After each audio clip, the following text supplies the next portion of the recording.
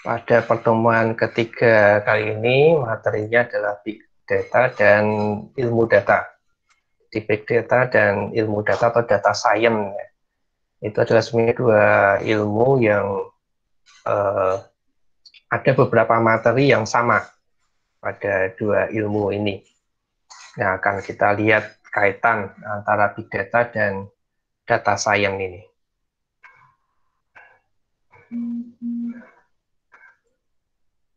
Dalam kuliah ini, ya, kita akan melihat bagaimana hubungan Big Data dengan ilmu data atau data science. Kita akan melihat keterampilan yang harus dimiliki oleh ilmuwan data, dan kita akan melihat apa yang terlibat dalam proses ilmu data.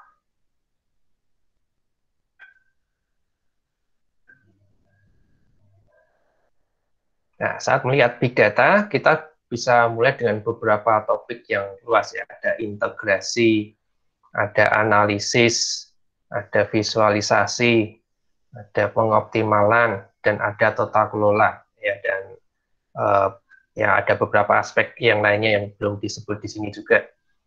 Tapi itu adalah beberapa topik dalam big data. Nah, kita bahas satu persatu, ya. Mulai dari integrasi. Mengintegrasikan berarti mempertemukan atau menggabungkan bagian-bagian menjadi satu kesatuan. Nah, kalau dalam big data itu ya biasanya data-data dari berbagai sistem yang kita gabungkan, kita jadikan satu. Nah, dalam penggabungannya itu nanti akan menjadi satu bagian yang besar, satu bagian yang cukup besar. Nah, dalam big data, idealnya memiliki satu platform. Ya, satu platform, ya. Jadi bukan platform-platform individu. Karena kalau pakai platform-platform individu, jadi kalau terpisah-pisah, nanti susah dalam menggabungkannya. Karena masing-masing platform akan menghasilkan wawasan yang terpisah. Akan menghasilkan satu output yang terpisah, akan menghasilkan satu informasi yang terpisah. Nanti akan kerepotan dalam menggabungkannya wawasan-wawasan tersebut, ya, dari platform yang terpisah. Maka ya walaupun sebetulnya ya bisa juga ya seperti itu, tetapi akan lebih mudah kalau kita gabungkan dari awal. Ya, dari awal kita gabungkan membentuk satu platform sehingga dalam mencari wawasan dari data yang kita miliki tersebut lebih mudah. Menganalisanya lebih mudah. Untuk menerapkan metode-metode untuk menganalisanya juga akan lebih mudah. Ya, big data harus lebih besar dari hanya satu teknologi atau satu solusi perusahaan yang dibangun untuk satu tujuan. Ya, jadi big data itu gabungan dari berbagai macam teknologi nantinya. Ya, dan akan menghasilkan banyak solusi. Ya, jadi big data itu tidak hanya menyelesaikan satu masalah, yang menghasilkan satu solusi, gitu, tetapi menyelesaikan beberapa masalah, dan solusi yang dihasilkan juga bisa banyak, tidak hanya satu. Ya, contohnya nih bank, ya, harus mengintegrasikan, ya, harus memikirkan bagaimana mengintegrasikan perbankan retail, perbankan komersil, dan perbankan investasi. Ya, walaupun ketiga jenis perbankan itu adalah perbankan yang berbeda, tetapi ada beberapa data yang sama, ada beberapa hal yang sama yang harus diintegrasikan. Kalau untuk mencapai tujuan bank, ya misalnya kalau banknya ingin mencari satu keuntungan, nah harus diintegrasikan dari perbankan retail, komersial, dan investasi. Ya, nggak bisa satu-satu. Ya, karena kalau satu-satu nanti susah untuk ini ya apa penggabungannya dari sisi secara utuhnya itu susah diambil satu kesimpulan tersendiri. Yang ada ya perbagian saja.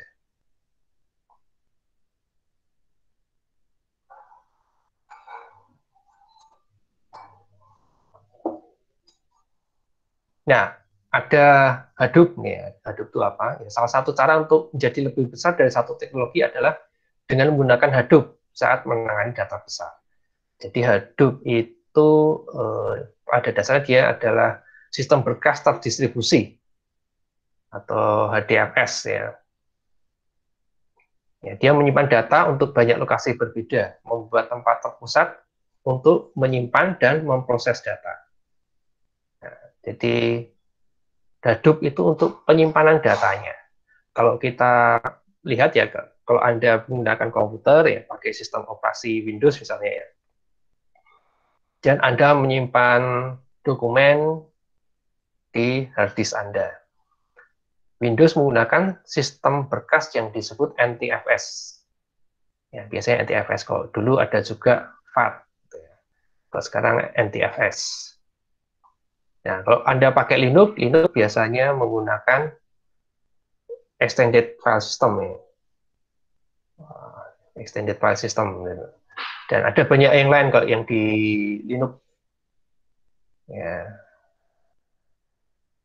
Nah, kalau untuk big data ini, sistem berkas yang digunakan Hadoop. Nah, apa kelebihan sistem berkas ini dibandingkan sistem berkas Windows atau Linux gitu ya? Nah, Hadoop ini dia sistemnya terdistribusi. Jadi tidak hanya pada satu hard disk saja gitu ya. Bahkan tidak hanya pada satu komputer saja, tetapi dia bisa tersebar di berbagai komputer ya, di beberapa komputer. Dia bisa tersebar di bahkan di beberapa lokasi juga. Sehingga kita melihatnya seakan-akan kita mempunyai satu hard disk yang kapasitasnya besar sekali. Ya, itu kelebihan dari Hadoop ya dibandingkan sistem berkas Windows atau sistem berkasnya Linux. Kalau sistem berkasnya Windows, sistem berkasnya Linux, ya dia akan menyimpan berkas-berkas atau dokumen-dokumen ya yang di komputer itu saja. Ya, dan itu pun biasanya juga terbagi-bagi ya. Ada beberapa partisi yang berbeda. Kalau di Windows pakai sistem huruf C, D, E, F, G dan seterusnya seperti itu. Itu terbagi-bagi. Kalau misalnya di partisi C sudah penuh, ya, kita pindahkan ke D. D-nya penuh, kita pindahkan ke E dan seterusnya. Kalau Hadoop tidak, semuanya nanti akan membentuk satu sistem berkas yang besar. Nah, banyak perusahaan besar memanfaatkan Hadoop dalam teknologinya.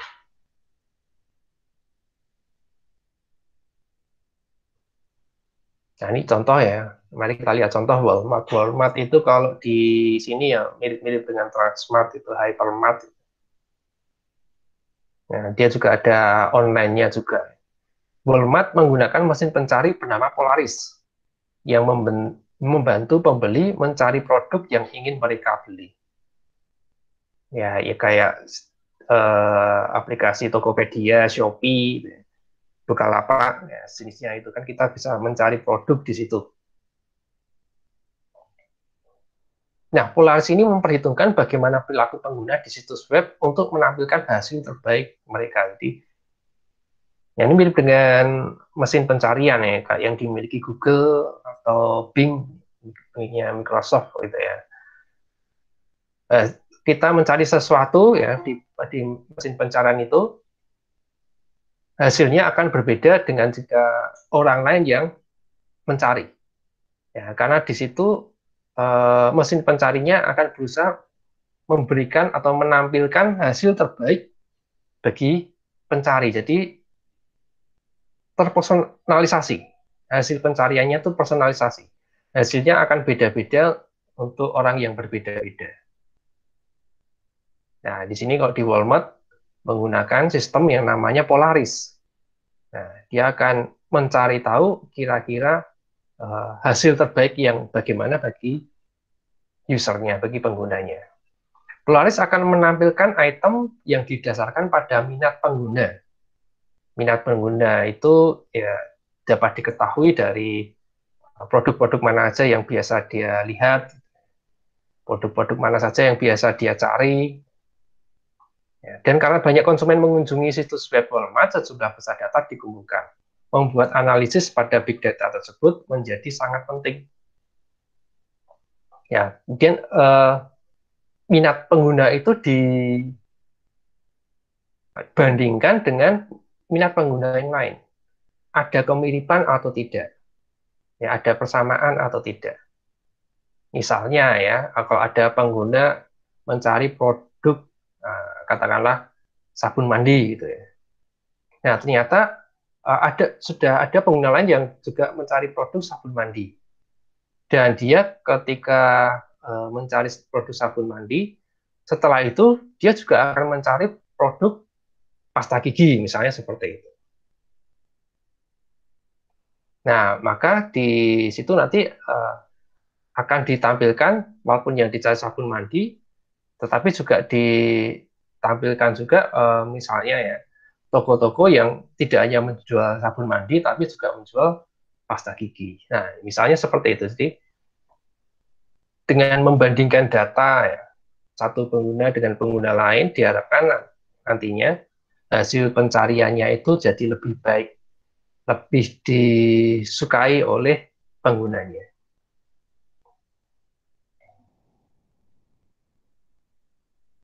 Nah, aspek yang lain adalah visualisasi. Beberapa orang lebih senang bekerja dengan tabel, ya, tabel dalam bentuk tabulasi, gitu ya. Namun, sebagian besar orang membutuhkan big data untuk disajikan pada mereka dalam cara grafis, sehingga mereka dapat memahaminya. Ya, kalau pakai grafis memang lebih mudah untuk memahaminya dibandingkan tabel. Kalau tabel kan cuma angka-angka, gitu ya. Angka-angka atau ya kata-kata. Gitu. Kalau di dalam bentuk grafis, kita akan tahu apakah grafisnya itu menaik atau menurun atau rata. Nah, kita bisa bandingkan apakah ini lebih baik atau lebih buruk.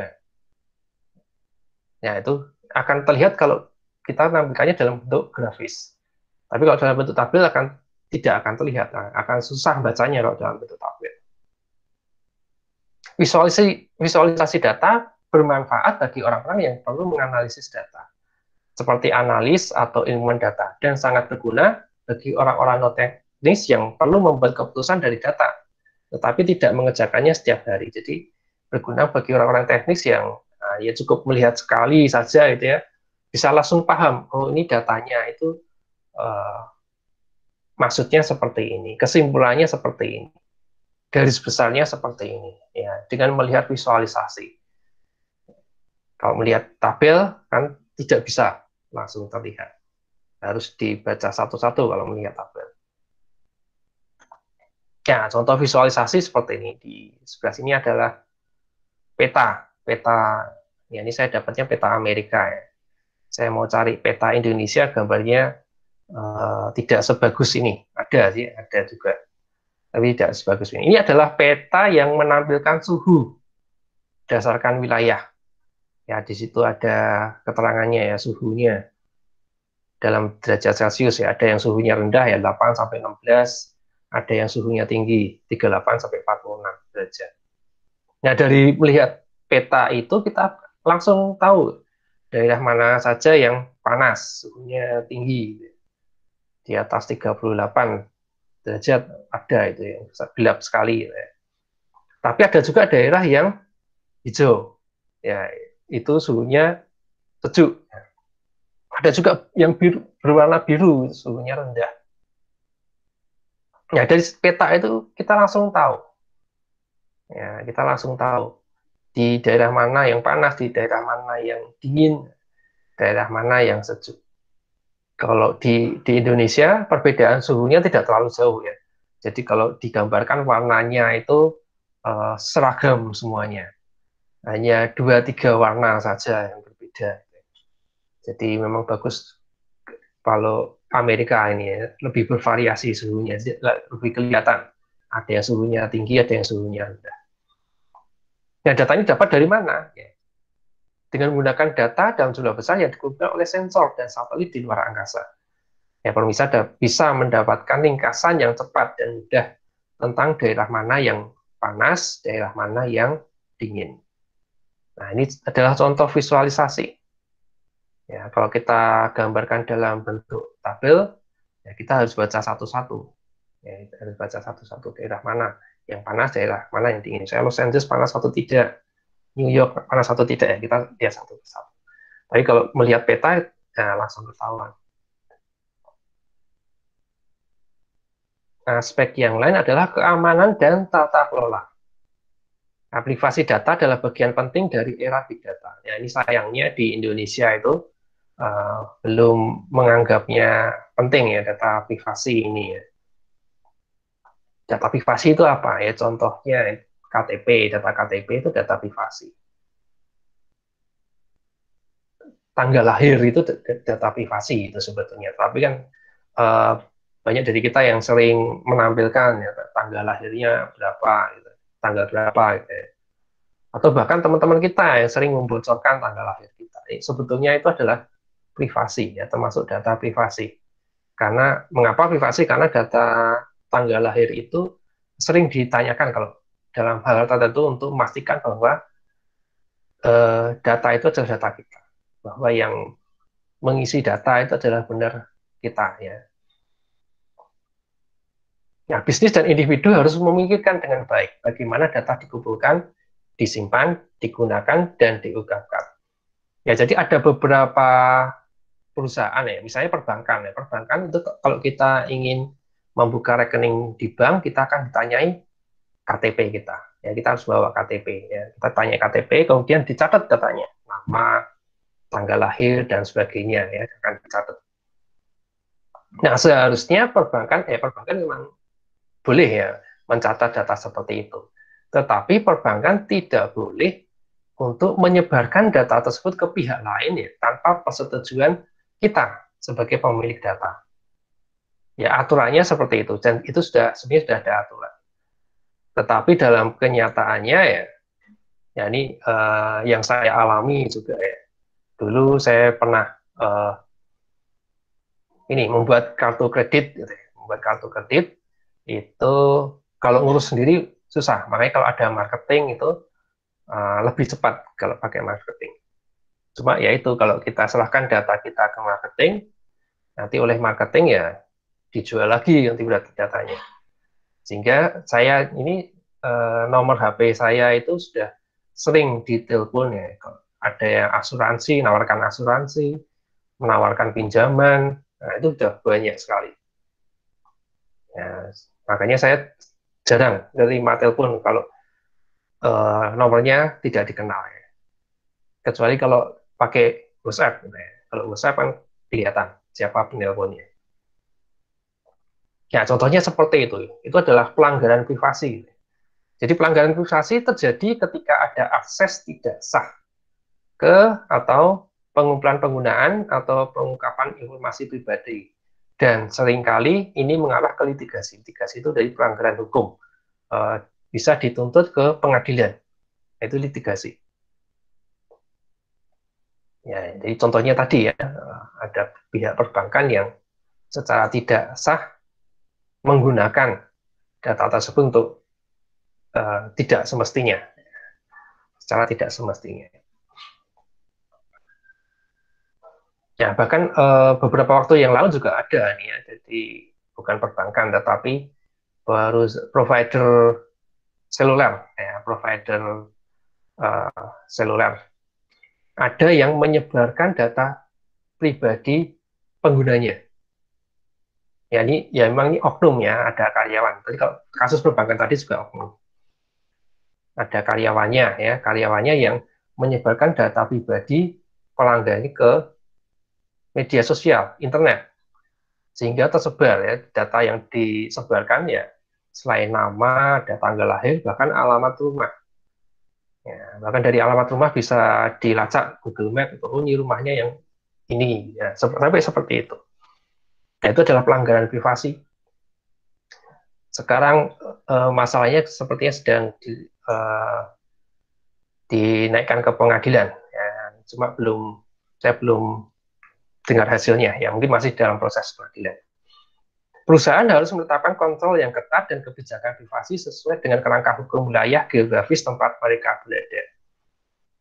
Nah, contoh lain di pemerintahan, kalau ya pemerintahan kan pasti punya data kependudukan gitu ya. Ada teman saya yang bekerja di bagian kependudukan.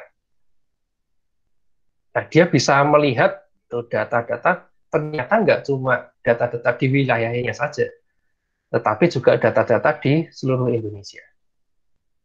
Nah, ini kalau dia nggak benar ya, ya juga sama ya, dia bisa bocorkan data-data tersebut ke orang lain. Bisa jual data-data tersebut ke orang lain. Ya, itu yang tidak boleh dilakukan.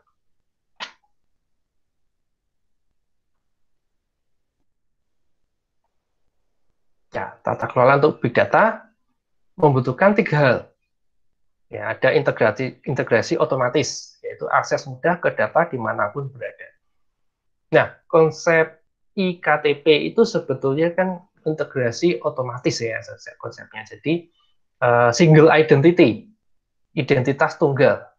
Artinya nomor KTP itu dipakai untuk berbagai macam identitas. Ya, jadi kalau misalnya contoh ya, kalau kita mau buat SIM, nah nanti identitas SIM-nya itu ya menggunakan identitas KTP. Jadi tidak perlu ada identitas SIM tersendiri. Ya, karena kan kalau kita punya SIM, misalnya SIM C itu kan pasti cuma satu. SIM A ya pasti cuma satu. Ya, nggak mungkin kita punya SIM C lebih dari satu, itu kan nggak mungkin ya. Jadi ya cukup identitas KTP saja yang digunakan. Tidak perlu ada identitas yang lain. Identitas KTP dan jenis SIM-nya ya SIM A, SIM B, atau SIM C seperti itu. Kecuali kalau nomor rekening bank ya, kita di bank yang sama kan kita bisa punya lebih dari satu nomor rekening. Sehingga selain identitas KTP tadi ya, ada juga identitas untuk rekening tersendiri. Jadi kalau perbankan ini sudah menggunakan ini, pasti ditanyai KTP ya. Jadi pihak perbankan akan tahu nih, bisa istilahnya BI checking gitu ya, checking ke Bank Indonesia gitu. Kalau kita buka rekening itu riwayat kita itu seperti apa, riwayat keuangan kita seperti apa. Kalau misalnya kita punya pinjaman, pasti akan ketahuan. Nah, data-data tersebut perbankan tahu, tapi tidak boleh disebarkan ke orang lain. Ya, konten visual, yaitu kategorisasi yang mudah, pengindeksan dan penemuan dalam data besar, big data ya, untuk mengoptimalkan penggunaan. Ya, jadi butuh visualisasi tadi ya, untuk memudahkan untuk membacanya. Ya. Dan tata kelola yang tangkas, yaitu definisi dan pelaksanaan tata kelola yang sesuai dengan nilai data dan tujuan penggunaannya. Jadi kita harus definisikan ya, tujuan penggunaan data itu untuk apa. Nah, jadi kita batasi penggunaan datanya sesuai dengan tujuannya. Tidak boleh ada penggunaan data yang di luar tujuannya. Ya, tadi sudah saya berikan banyak contoh gitu ya. Ya, kalau perbankan ya penggunaan data ya untuk perbankan itu saja ya. Tidak boleh dijual ke pihak ketiga misalnya seperti itu, atau digunakan untuk hal-hal yang lain yang tidak sesuai dengan fungsi dan tujuannya. Melihat ketiga hal ini memberikan cara cepat bagi bisnis untuk membuat profil tingkat kepentingan data, dan oleh karena itu besarnya keamanan yang diperlukan untuk melindunginya. Ya, jadi kita bisa tahu butuh keamanan yang seberapa besar.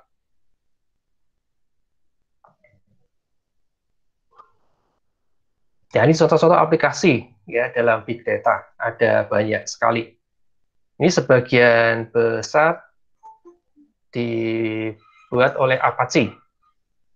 Apache itu perusahaan yang ini ya, bukan perusahaan ya, suatu organisasi yang juga membuat web server yang sangat terkenal, yang banyak digunakan di seluruh dunia. Ini contohnya ada Hadoop, ya Hadoop. Ini logonya seperti ini Hadoop. Tadi sudah kita bahas, Hadoop itu adalah untuk sistem berkasnya.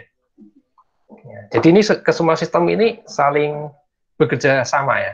Jadi kalau dalam big data kita nggak cuma butuh Hadoop, Hadoop itu boleh katakan untuk ya untuk sistem berkasnya aja, tetapi ada aplikasi-aplikasi yang lain juga. Ada OC, ada Flume, ada Hive, ya Hive ini.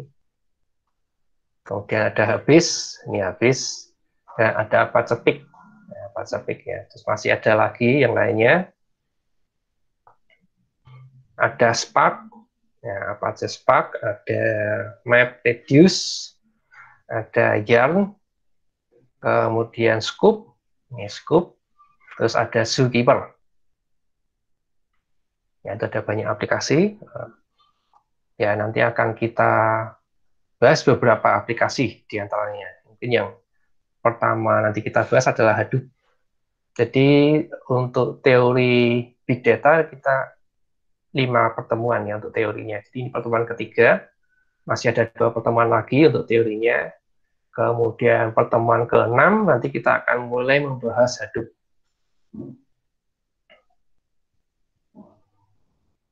Ya, kemudian untuk keterampilan Big Data. Orang yang disebut ahli dalam Big Data itu butuh keterampilan apa saja. Kita membutuhkan orang-orang dengan keterampilan untuk menjalankan aplikasi-aplikasi tadi ya, dan menganalisis big data. Jadi kalau Anda ingin disebut pakar dalam bidang big data ya harus belajar aplikasi-aplikasi tadi. Belajarnya di mana? Ada Big Data University, menawarkan kursus gratis tentang Hadoop, Machine Learning, Analytics, Spark, dan banyak lagi. Bisa di-searching di internet ya, Big Data University. Tentunya pakai bahasa Inggris ya. Nah, itu kelemahan orang Indonesia ya. Susah kalau pakai bahasa Inggris. Ada banyak MOOC itu masif online course gitu ya. Jadi kursus online terbuka besar-besaran. Jadi masif open online course. Ya. Ini ya contohnya banyak sekali ada di internet. Dan beberapa program formal dalam big data juga. Ya MOOC itu sejenis e-learning gitu ya. Jadi bisa kita buka, kita bisa daftar di dalamnya secara gratis karena dia sistemnya terbuka. Biasanya kita perlu bayar kalau butuh sertifikat saja. Kalau nggak butuh sertifikat, tidak perlu bayar.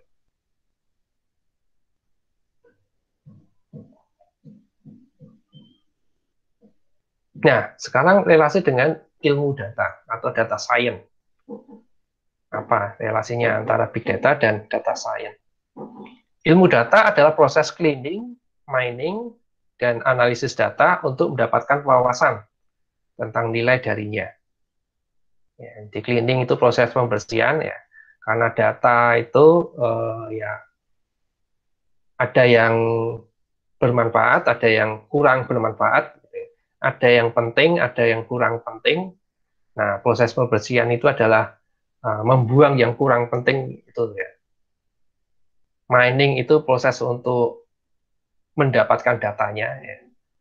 Kita menambang data, jadi mendapatkan datanya itu proses mining. Nah, mengapa perlu ditambang? Mungkin datanya berasal dari data yang tidak terstruktur biasanya ya. Data yang tidak terstruktur perlu kita strukturkan ya supaya mudah untuk diproses. Ya, dan analisis data. Nah, itu adalah ilmu data atau data science.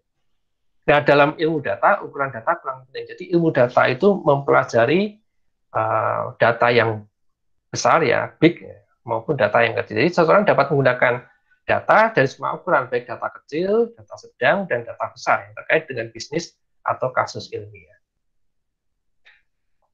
Ya, jadi kalau dalam ilmu data tidak hanya dipelajari big data saja, tetapi data dalam semua ukuran. Nah, wawasan diekstraksi melalui kombinasi analisis dan pemodelan data eksplorasi. Jadi ada kombinasi beberapa metode analisis, kemudian pemodelan data eksplorasi.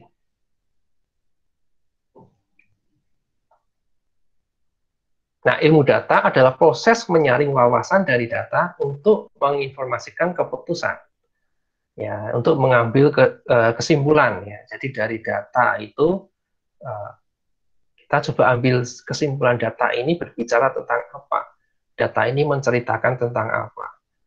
Kita juga bisa ambil kesimpulan ya, data kalau ada data seperti ini ke depannya bagaimana. Misalnya seperti itu. Seorang ilmuwan data adalah orang yang memenuhi syarat untuk memperoleh wawasan dari data dengan menggunakan keterampilan dan pengalaman dari ilmu komputer, bisnis, atau sains, dan statistik. Jadi ini yang wajibnya ini adalah statistik. Ini yang ilmu yang wajibnya itu adalah statistik. Sedangkan yang lainnya itu pilihan. Bisa ilmu komputer, bisa bisnis, bisa sains. Itu adalah pilihan. Jadi kalau Anda ingin belajar data science, ya, harus paham mengenai statistik.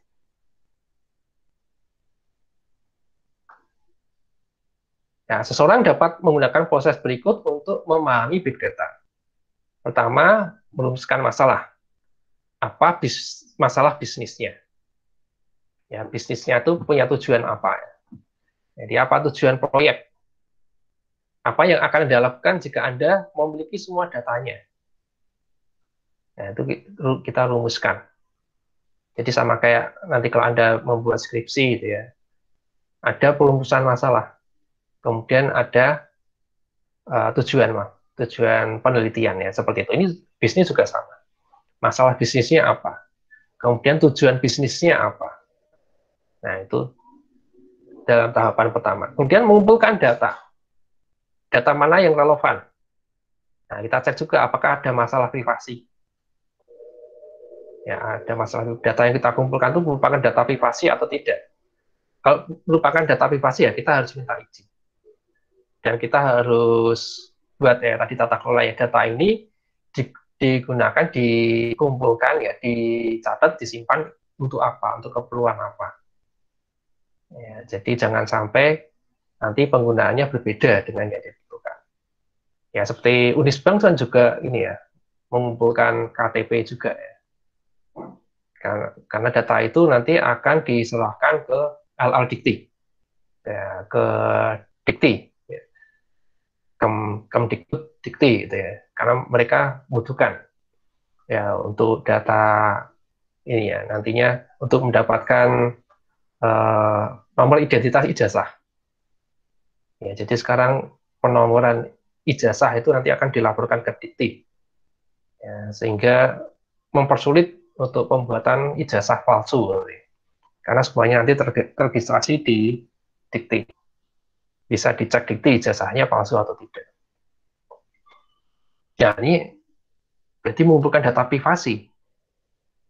Nah, jangan sampai data-data privasi tadi digunakan untuk hal-hal yang tidak sesuai dengan tujuannya. Langkah berikutnya memeriksa data. Plot datanya. Plot data itu jadi kita gambarkan datanya dalam bentuk grafis. Ya, kita gambarkan dalam bentuk grafis.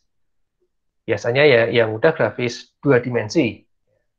Kalau 3 dimensi agak susah melihat polanya. Ya. Karena tujuannya kan setelah kita upload datanya, kita cek apakah ada pola atau tidak. Ya, pola itu nanti kita lihat datanya apakah membentuk garis lurus misalnya. Apakah datanya itu cenderungannya menaik atau menurun seperti itu. Apakah datanya itu berkumpul di satu wilayah tertentu, misalnya seperti itu. Atau datanya tersebar merata atau ada wilayah tertentu yang padat gitu, ada wilayah tertentu yang renggang. Ya. Misalnya seperti akan kelihatan kalau kita plot datanya. Jadi misalnya kalau data mahasiswa Unisbank itu sebetulnya berasal dari mana saja. Ya. Misalnya seperti apakah dari kota Semarang aja, atau juga dari kota-kota yang lain. Ada nggak yang misalnya dari luar provinsi, Jawa Tengah misalnya, dari Jogja yang dekat, atau Jawa Barat, Jawa Timur. Ya. Ada nggak yang dari luar Pulau Jawa misalnya. Nah, itu kita lihat plot datanya. Ya, terus ketersebarannya bagaimana? Kemudian mengumpulnya di mana? Kalau data mahasiswa Unisbank ya, ternyata ya memang mengumpulnya itu di kota Semarang. Jadi sebagian besar memang berasal dari kota Semarang. Dan kita menganalisa data. Kita bangun modelnya, kita sesuaikan modelnya kemudian kita validasi modelnya. Dan model-model ini kita bicara statistik. Ada banyak model dalam statistik. Nah, dan menceritakan data, ini menyimpulkan data, mencari wawasan dari sebuah data itu. Menceritakannya bisa dengan visualisasi plus komunikasi. Jadi visualisasi kita gambarkan dalam bentuk grafis, kemudian kita ceritakan gitu ya. Bisakah kita membuat sebuah cerita dari data tadi? Ya, misalnya data tadi asal mahasiswa Unisbank, oh ternyata sebagian besar mahasiswa Unisbank berasal dari Semarang. Ada beberapa, ada juga yang dari wilayah sekitar kota Semarang, misalnya Kendal, Demak, dan seterusnya gitu ya. Ada juga yang dari luar Pulau Jawa, tetapi sangat sedikit. Dulu juga pernah ada dari luar negeri gitu ya, tapi ya 1-2 ada. Nah, misalnya seperti itu. Nah, setelah kita dapatkan ceritanya, terus ambil tindakan buat keputusan. Keputusannya bagaimana? Nah, ini bukan kalau Unisbank ya pengaruh di nanti untuk pencarian mahasiswa baru. Kita fokusnya di mana? Kita bisa fokus untuk melebarkan, melebarkan pasar gitu ya. Cari mahasiswa, calon mahasiswa yang berasal dari luar kota Semarang ya. Atau bisa juga sebaliknya ya, kita fokus di kota Semarang aja, yang dari luar Semarang yang mungkin pemasarannya tidak terlalu besar gitu ya, promosinya kurang besar. Ya, misalnya seperti itu ya, tergantung dari keputusan pimpinan, dari tujuan tadi ya, tujuan bisnisnya apa. Jadi kesimpulan itu dikembalikan lagi ke tujuan bisnisnya. Ya, jadi disesuaikan lagi dengan tujuan bisnisnya apa. Setiap bisnis pasti tujuannya berbeda-beda. Ya, misalnya kalau Anda bikin bisnis jual makanan misalnya, ya, ini jual makanan banyak sekali gitu. Tujuannya apa? Misalnya pasar Anda itu di mana? Apakah pasarnya cukup dalam kota saja atau bisa juga keluar kota ya, tergantung makanannya. Kalau makanan kering mungkin Anda bisa kirim ke luar kota. Tetapi kalau makanan yang cepat basi ya, kalau kirim ke luar kota butuh penanganan khusus. Ya, perlu ada penanganan khusus untuk kirim ke luar kota. Ya, misalnya seperti itu. Jadi itu nanti akan membuat keputusannya berbeda-beda antara satu bisnis dengan bisnis yang lain. Nah,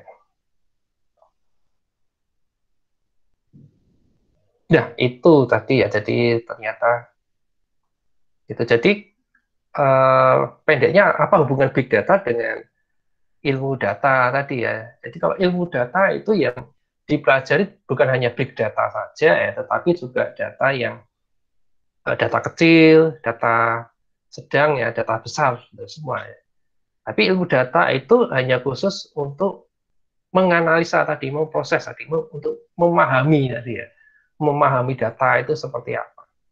Sedangkan kalau kita saat ini mempelajari big data, itu tidak hanya menganalisa, memprosesnya saja, tapi kita juga mencari sumber-sumber big data itu dari mana saja. Mengumpulkannya, tadi ada mengintegrasikannya, karena sumber-sumber big data ada dari banyak macam. Sumbernya ada banyak macam ya, perlu kita integrasikan. Ya, jadi big data dan ilmu data itu ada beberapa persamaannya, tetapi ada juga beberapa perbedaannya. Ya, jadi itu ada beberapa contoh tadi untuk memahami big data. Ya, langkah-langkahnya mulai dari merumuskan masalah, mengumpulkan data, memeriksa data, menganalisa data, dan menceritakan data. Ini membuat kesimpulan. Kalau kita dalam penelitian, ya langkah terakhir adalah membuat kesimpulannya. Nah, kalau di sini disebutkan sebagai menceritakan data.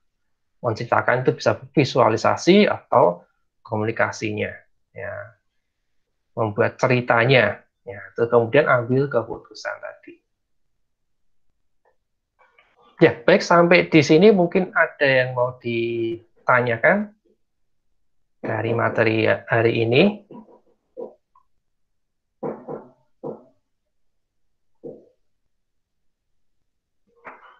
Ya, jadi seperti sudah saya sebutkan tadi ya, untuk teori big data kita 5 pertemuan ya, kita sudah di pertemuan yang ketiga.